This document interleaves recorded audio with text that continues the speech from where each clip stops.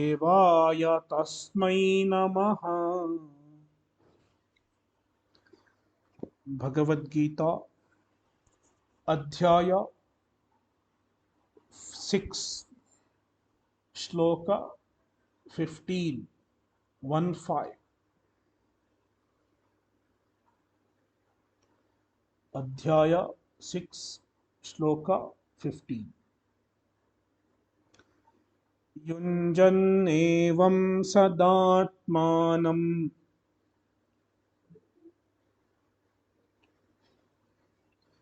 Yogi नियतमानसः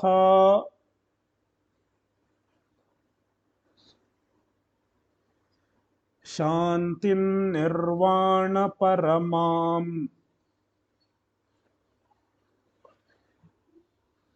मत्संस्थामधिगच्छति।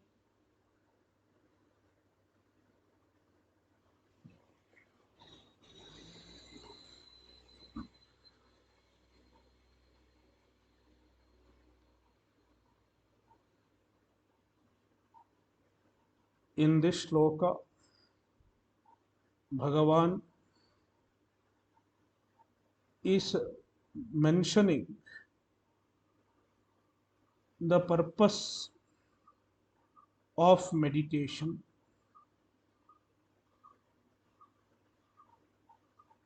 Where does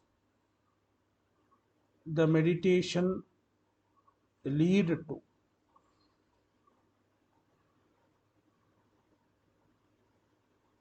The meditation brings about jnana nishtha,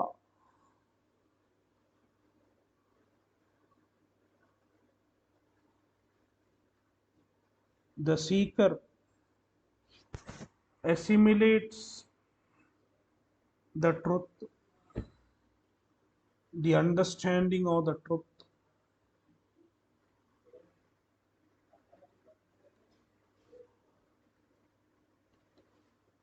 I am the Atma, I am the Brahman. This understanding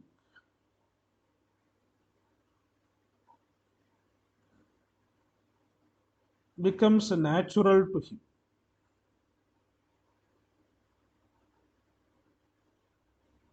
He no longer identifies with the body, no longer identifies with the limited individuality.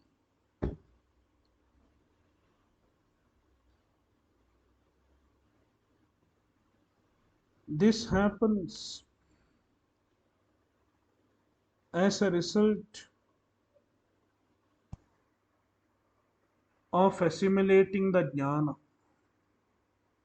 assimilating the self-knowledge. Meditation serves as a tool to assimilate the self-knowledge. The more you meditate,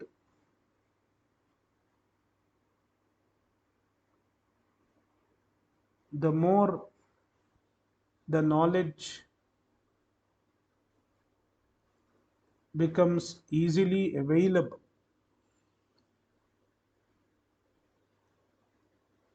The ease of availability of knowledge,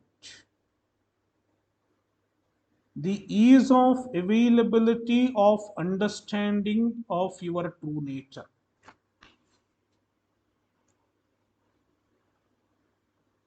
How far your true identity is available to you. As far as our name is concerned,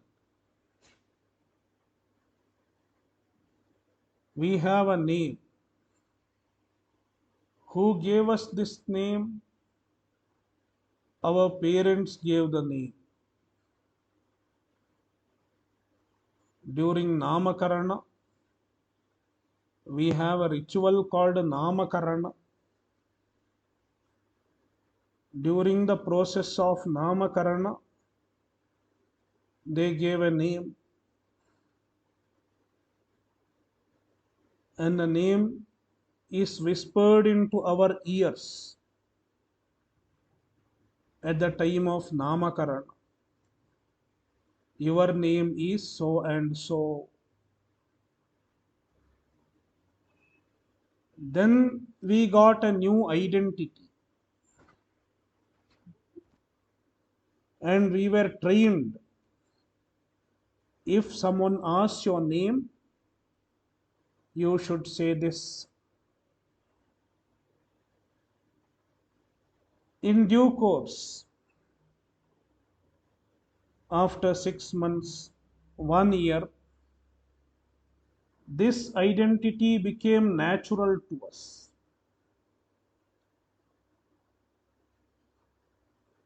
We started identifying with our name.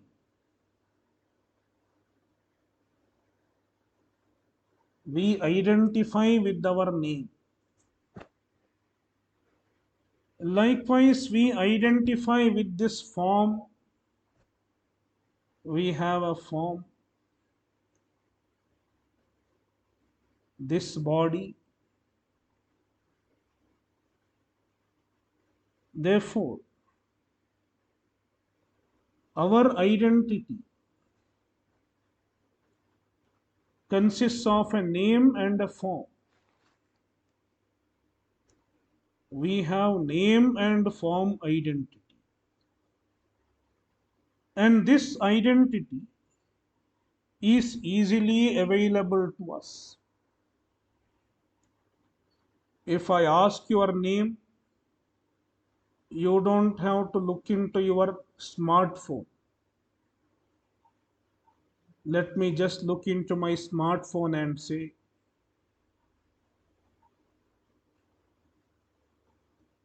because the identity is easily available to you. It is spontaneously available to you. But in Vedanta, we rectify our identity. We correct our identity. The name and form identity, it is not your true identity. Then what is your true identity? It is the Atma, Brahman, infinite, which transcends all names and forms.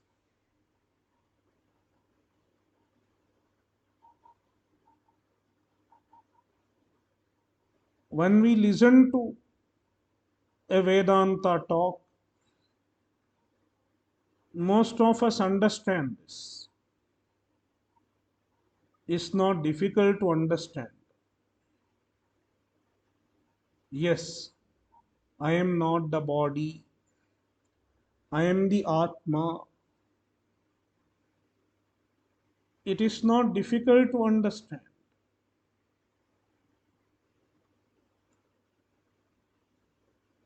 But where is the problem?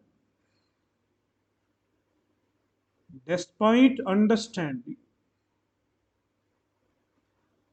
the real identity, the true identity, does not become available to us. It is not spontaneously available because the identity that we had accepted earlier, our name and form identity, it is very strong in our mind. It is not easy to replace our habitual identity,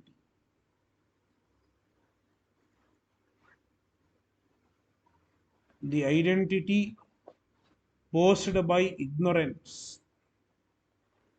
It is very strongly sitting in our mind. It is not easy to remove it. Therefore, the meditation is a tool to replace the identity caused by ignorance with our true identity.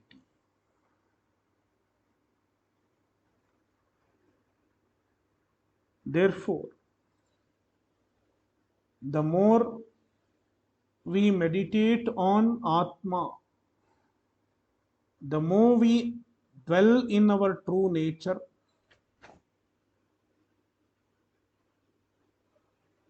our true identity becomes easily available to us. That is the purpose of meditation. When our true identity is available to us,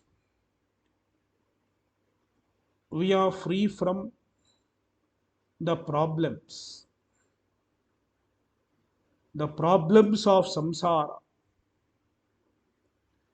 because all the problems of samsara belong to this fake identity, the name and form identity. Every complaint, every complaint belongs to the name and form, the individual. The name and form is the individual. The Atma is free from all problems. Therefore, Bhagavan says, by meditation, by means of meditation, one gets the ultimate peace, ultimate freedom from all problems. एवं सदा आत्मानं युञ्जन् योगी नियतमानसः योगी.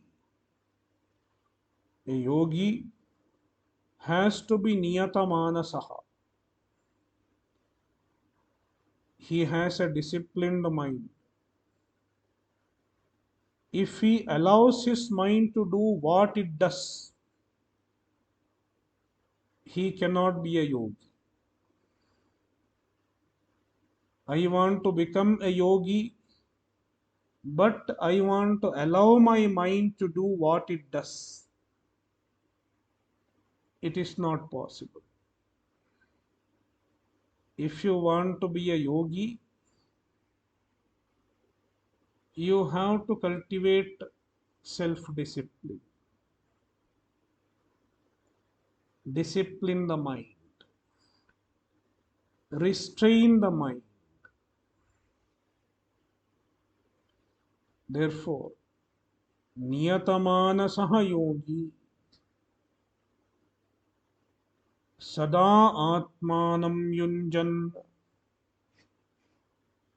He meditates on the Atma.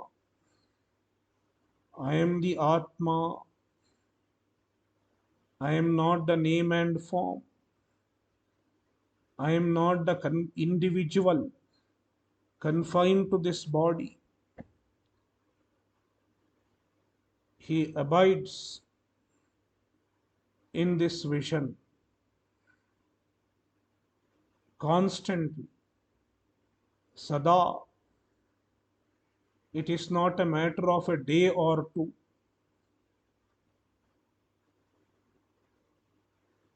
It is a long process.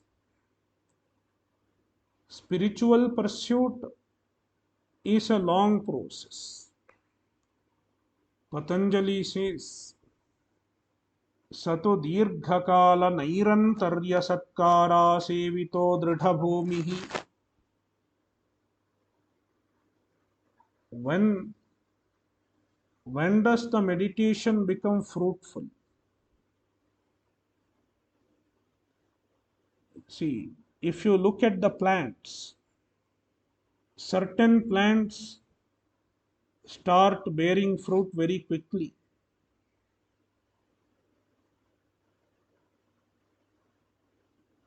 They are seasonal plants. They last only for one season, not even one whole year. There are such plants also. Just a few days, they start bearing fruits. Then there are other plants. They take long time, several years, 10 years, 15 years, like a jackfruit. If you plant a jackfruit tree, how long does it take to bear fruit? Jackfruit or coconut, it takes a long time.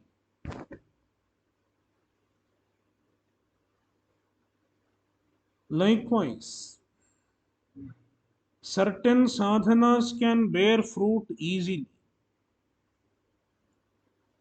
It doesn't take much time.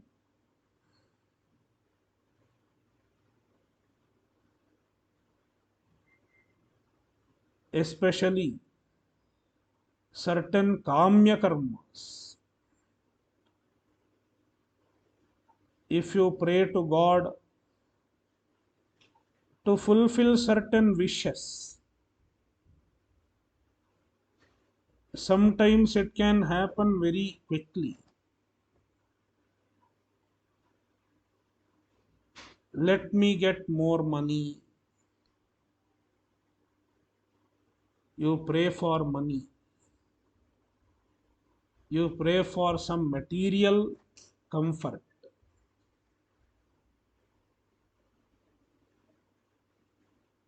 This gentleman want to get married and he asks for some solution. Marriage is getting delayed. What can we do? The gentleman asked me, and I suggested you chant this mantra, then it will happen. Pray to Ishvara with this mantra. And after 2 or 3 weeks, the gentleman comes with some fruits and says, it worked. So such prayers do work very quickly.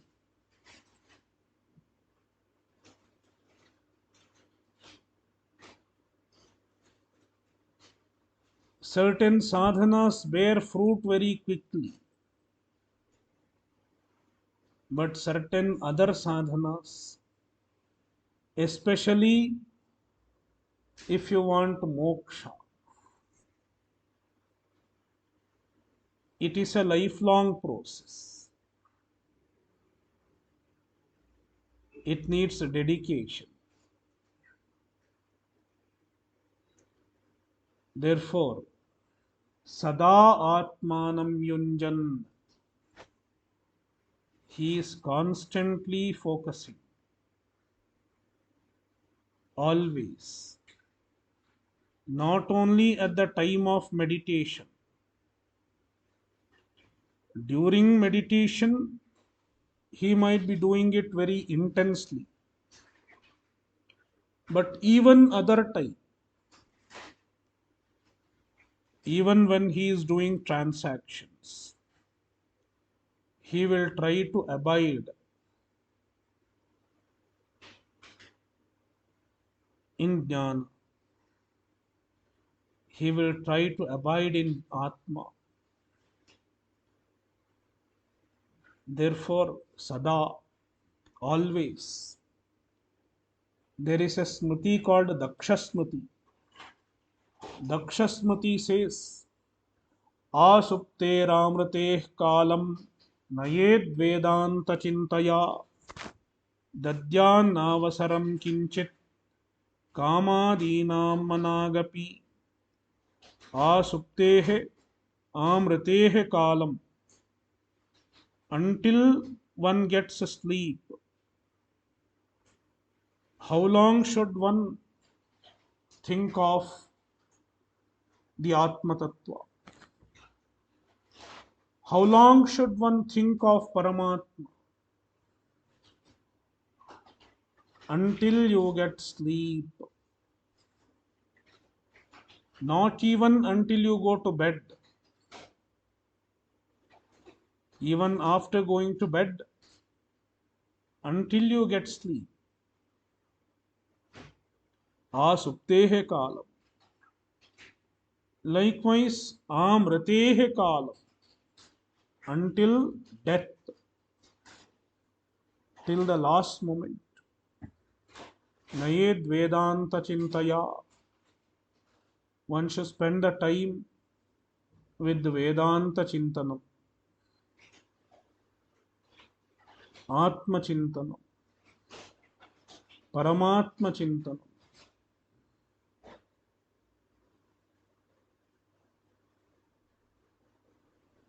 Therefore, Sada, always, Shantim Nirvana Paramam Mat Samstham Adhigachati. What he gets, Shantim Adhigachati. He gets a Shanti, peace. Shanti means peace. But what kind of peace? Not a temporary peace. Often we get temporary peace. At the time of meditation, I am peaceful. But once I open my eyes, I am not peaceful. Not that kind of shanti. Nirvana paramam shanti. This shanti culminates in moksha, culminates in nirvana.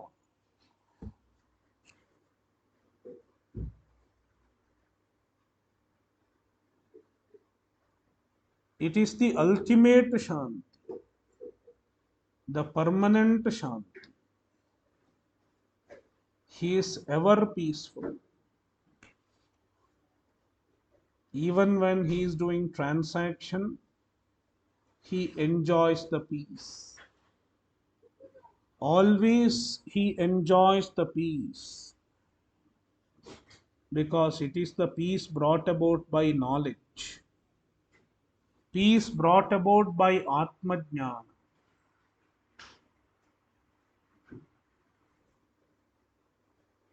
The knowledge makes him internally relaxed.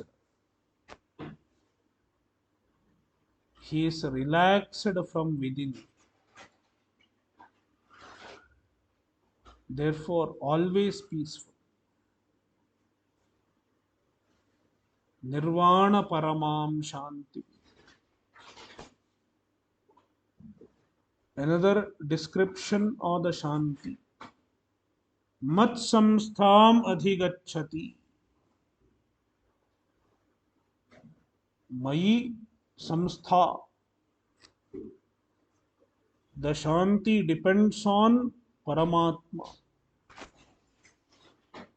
Shanti depends on Ishvara.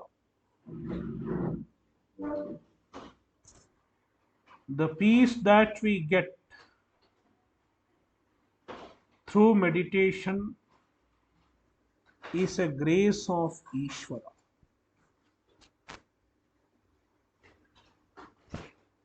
The moksha is a grace. You attain moksha because of Ishvara's grace. Therefore,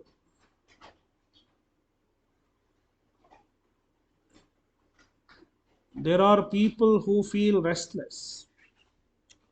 I am not making progress in spirituality.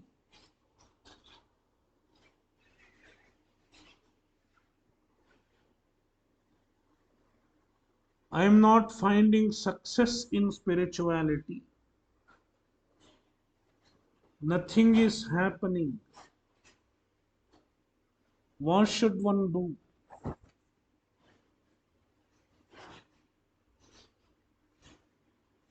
Despite trying, despite making effort from my direction,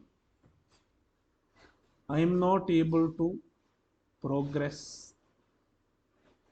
I am not able to find the result. What is the solution? What should I do?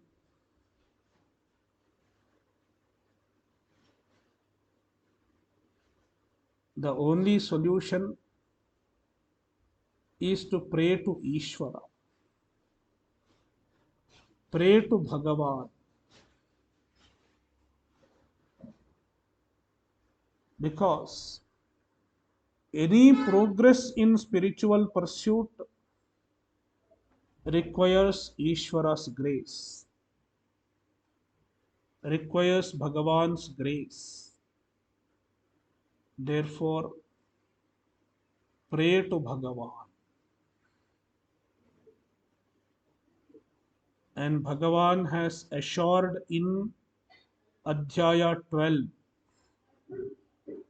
Teshamaham samuddharta mrityu samsara sagarat bhavami nachirat partha mayyaveshita chetasam. Those who pray sincerely receive Bhagavan's grace, and Bhagavan elevates them vertically from the ocean of samsara. Therefore, taking refuge at Bhagavan, praying to Bhagavan is an essential aspect of the spiritual journey. Matsamstham shantim adhigacchati. He attains the shanti, attains the ultimate peace, the lasting and permanent peace as a result of meditation. Shloka 16. Natyashnatastu yogosti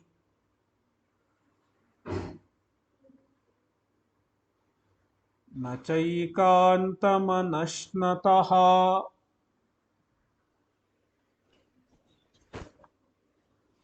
न चातिस्वप्नशीलस्य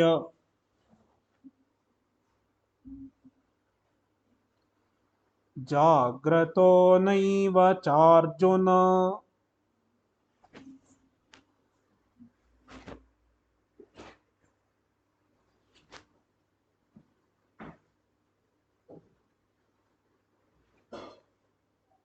In this shloka, as well as in the following shloka,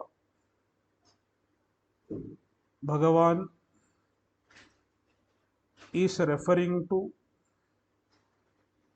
certain other disciplines that needs to be followed by a yogi.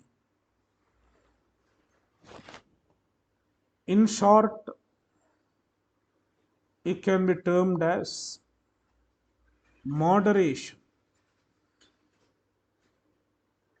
Being moderate in lifestyle,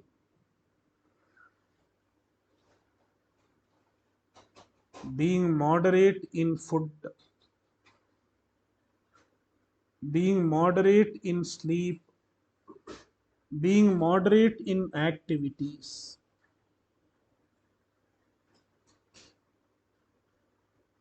Because it is easy to go towards two extremes.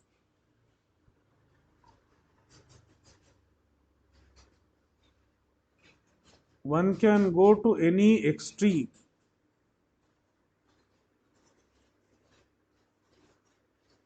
but it is difficult to remain moderate.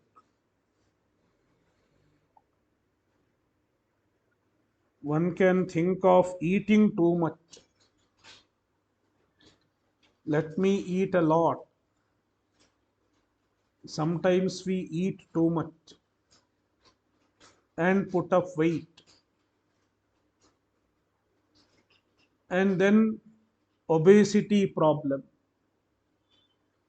We start looking at our weight and size, and then we get obesity. We are worried about our obesity. Then start dieting. Give up rice, give up milk, give up ghee, start dieting. It is another extreme. And lose weight. I want to lose 10 kg in 1 month. People have such targets. Lose weight. And after losing weight, he starts eating once again. Another extreme. So it is easy to go towards two extremes. It is difficult to be moderate, difficult to be balanced in life. But Krishna says a yogi has to be moderate. Natyashnatastu yogosti atyashnataha.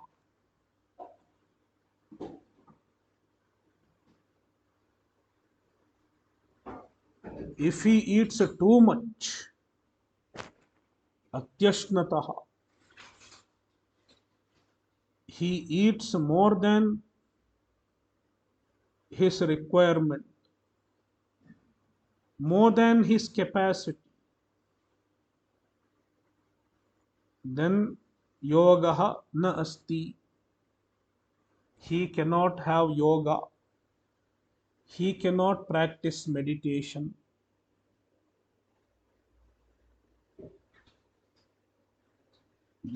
Nachaikantamanashnataha.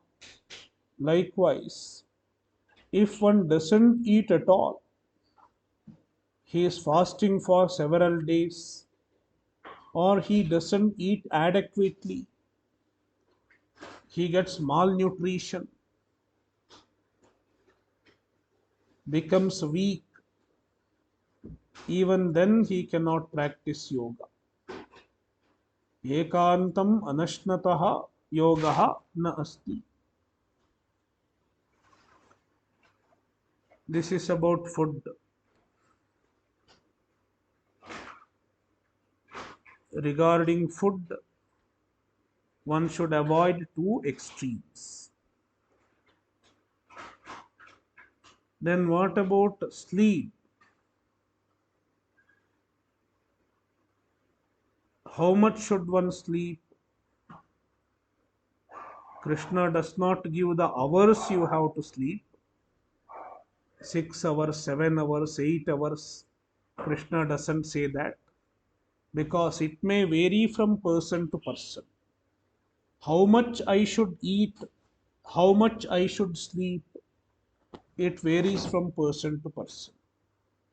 One should determine for oneself how much of sleep keeps me fit, how much of food keeps me fit. One should decide for oneself. Therefore, Krishna does not specify the quantity of food and sleep. He just says, avoid two extremes and decide how much you need. नचातिस्वप्नशीलस्य अतिस्वप्नशीलस्य. He sleeps too much. He doesn't wake up in the morning, wakes up in the afternoon.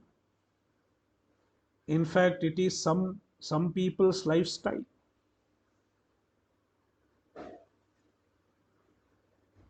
Our traditional lifestyle is to wake up before sunrise and welcome the sun. Take bath before sunrise and meditate before sunrise. Do your daily duties before sunrise, like a Sandhya Vandanam, Japa, etc., Puja, do before sunrise. Because the early morning, the time before sunrise, is considered very suitable, very auspicious for sadhana, Brahmi Muhurta.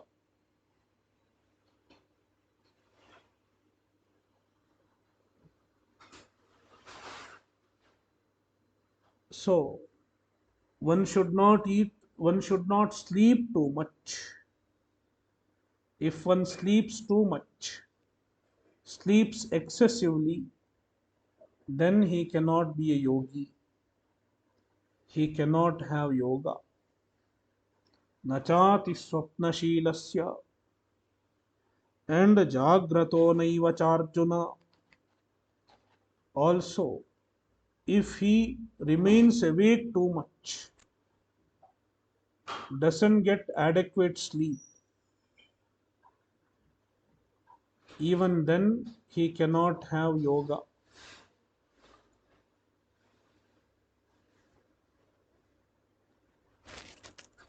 So, even in terms of sleep, one should avoid the extremes. And this should be understood with respect to many other things also, like a cloth. How much of cloth I should wear?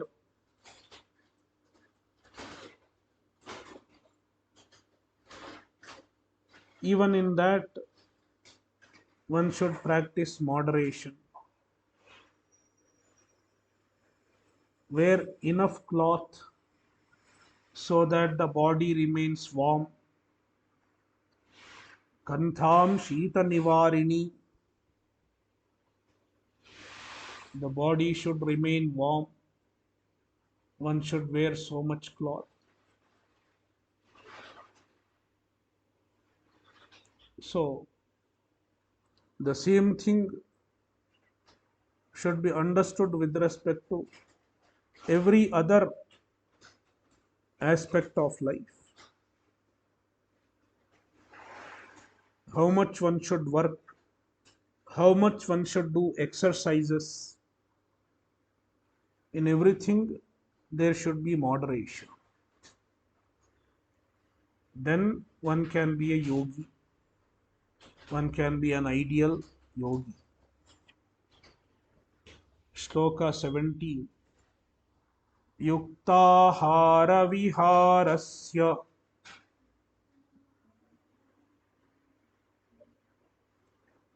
युक्तचेष्टस्य कर्मसु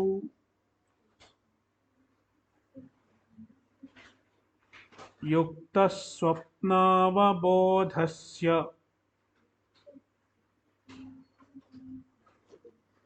योगो भवति दुःखः.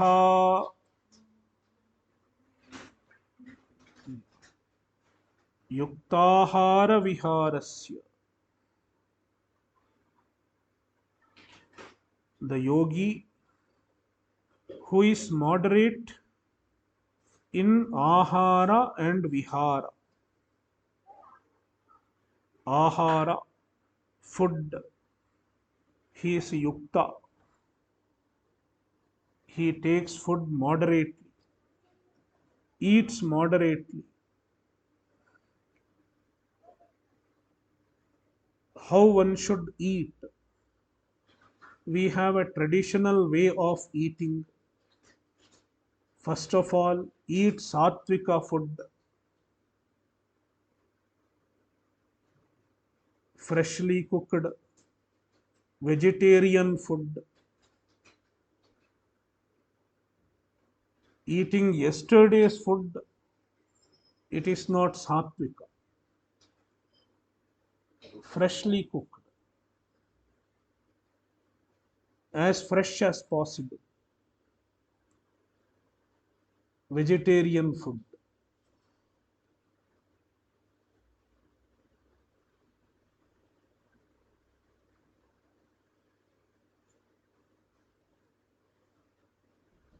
So, how much of food should be eaten?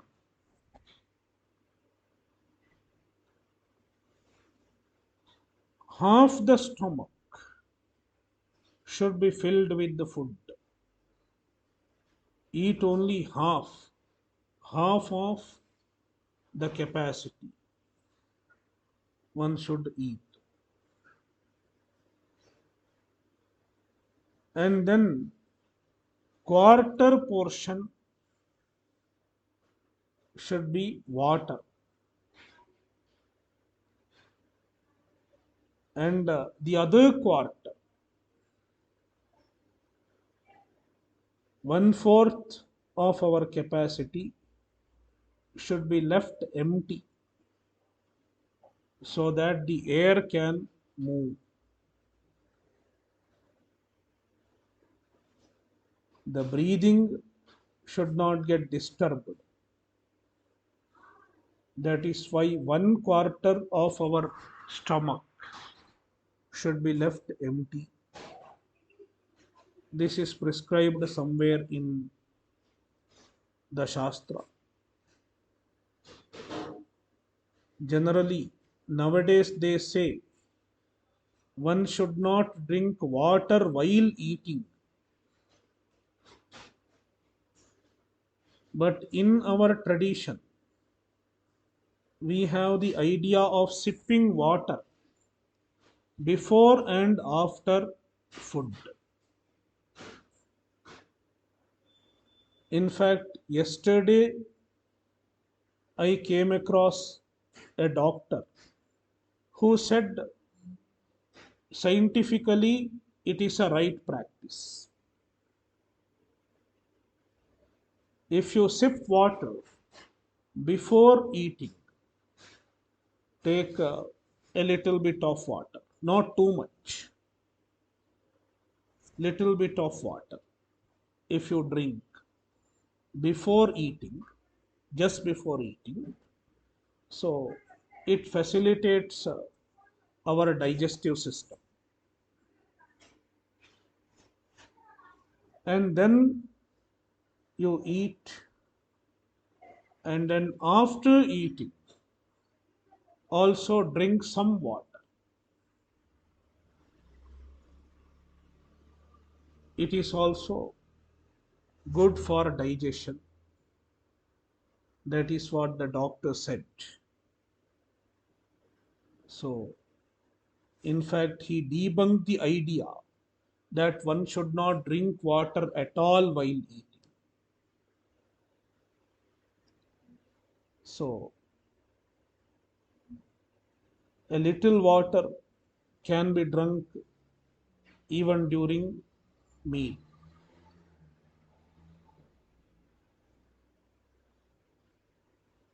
So, yuktahara, moderate in food, and vihara, moderate in physical activities. Vihara stands for all physical activities.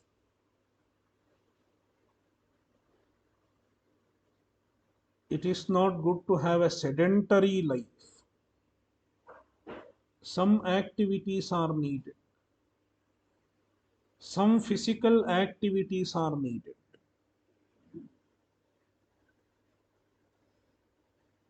Like doing all the household work oneself.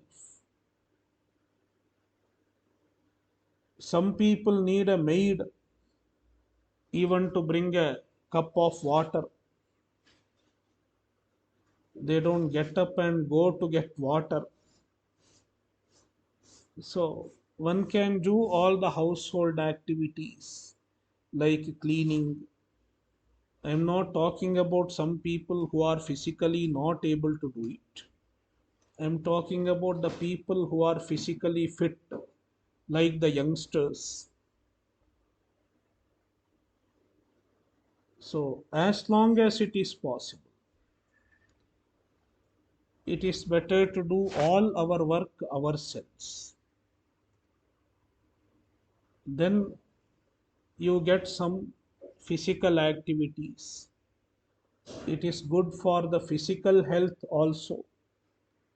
Even the doctors say that one should avoid sedentary lifestyle. Sedentary lifestyle is the cause of many ailments like diabetes, cholesterol, etc. So do as much of activities, your own activities. And in addition to that, do some exercises, some walking. So it is a yukta vihara, moderate.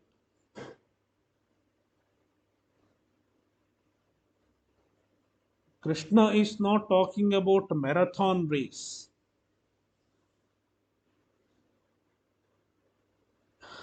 There is one marathon gentleman in front of me. Pandeji is there. Are you doing now? No. Okay.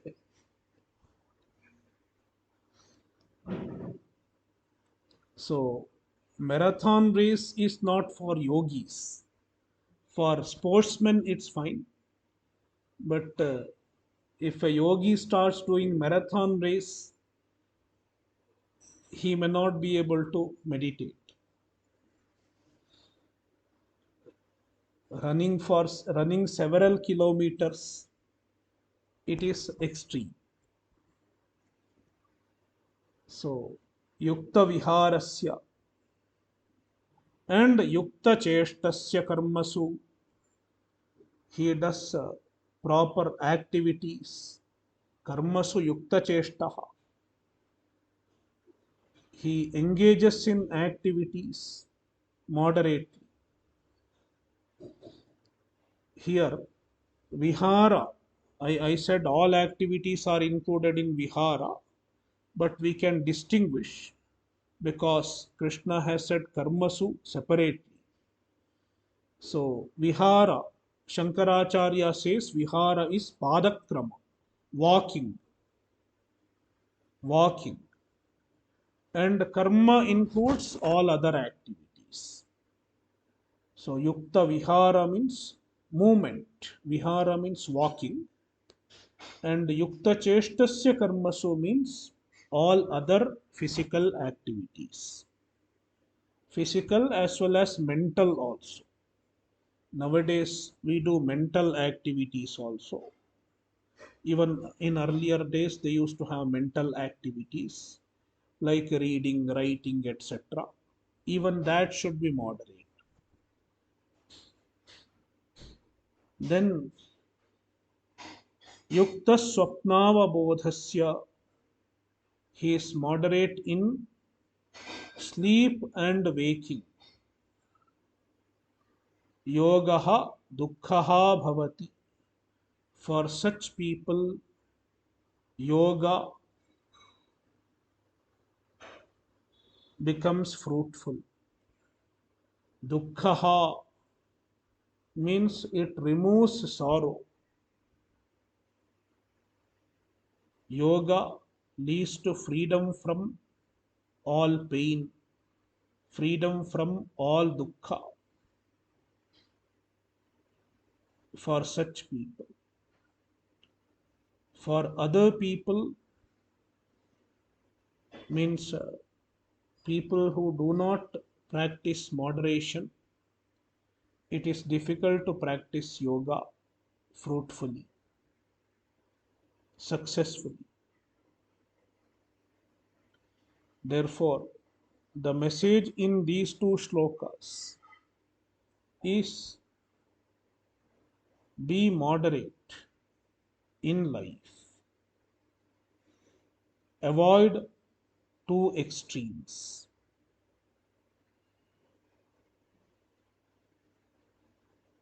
ॐ पूर्णमदः पूर्णमिदं पूर्णात् पूर्णमुदच्यते